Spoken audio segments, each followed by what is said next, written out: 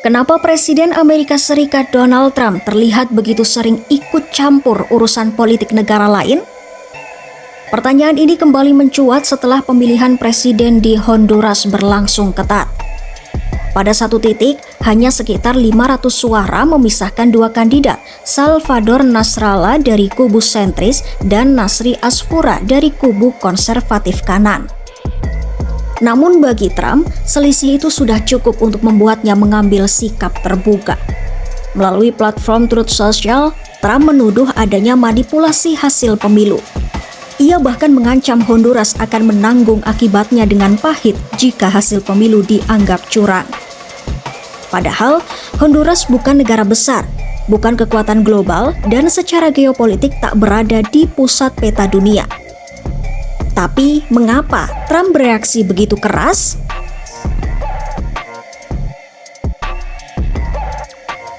Untuk memahami sikap ini, banyak analis menilai bahwa Trump memandang dirinya bukan sekadar presiden, melainkan pemimpin yang beroperasi dalam konsep zona pengaruh.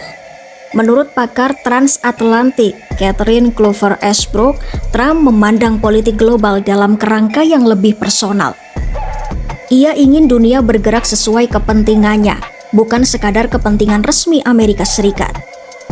Amerika Latin menjadi salah satu fokus terbesarnya.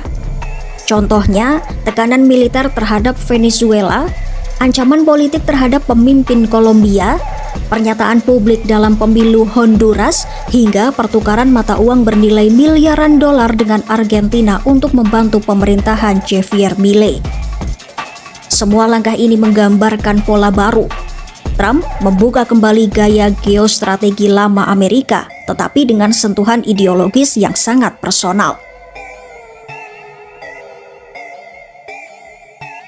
Campur tangan Trump tidak berhenti di satu kawasan. Ia juga aktif mempengaruhi peta politik Eropa. Ia secara terbuka mendukung Karol Nawrocki di Polandia, Viktor Orban di Hungaria, dan partai sayap kanan alternatif untuk Jerman. Bahkan, diplomat Amerika diberi arahan untuk mendorong kebijakan migrasi lebih ketat di Eropa. Sementara lembaga konservatif pro-Trump seperti Heritage Foundation melakukan lobi melawan kebijakan iklim Uni Eropa.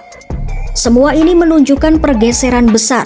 Pemerintahan Trump tidak lagi menjaga jarak dari politik domestik negara sekutu. Ia justru menggunakan kebijakan luar negeri sebagai alat untuk mempengaruhi arah politik negara lain.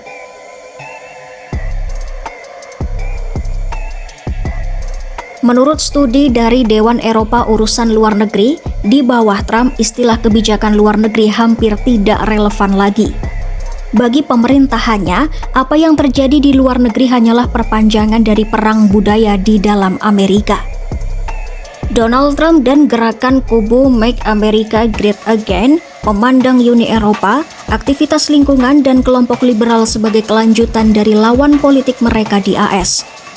Dengan kata lain, bukan hanya kebijakan ekonomi atau keamanan yang dipertaruhkan, tetapi pertarungan ideologi global. Bahkan tokoh gerakan Make America Great Again seperti Steve Bannon pernah menyebut Rusia sebagai sekutu Kristen Amerika, sebuah narasi yang sangat jauh dari doktrin kebijakan luar negeri AS sebelumnya.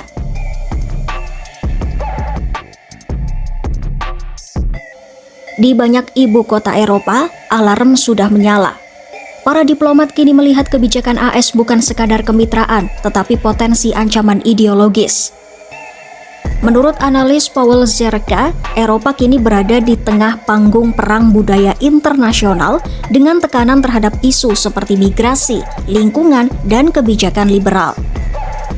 Trump mendukung politisi kanan jauh, memperkuat jaringan internasional konservatif, dan mendukung konferensi CPAC digelar di luar AS.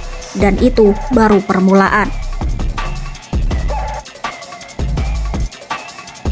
Menurut para ahli, Eropa perlu bersatu agar tidak menjadi arena perebutan pengaruh.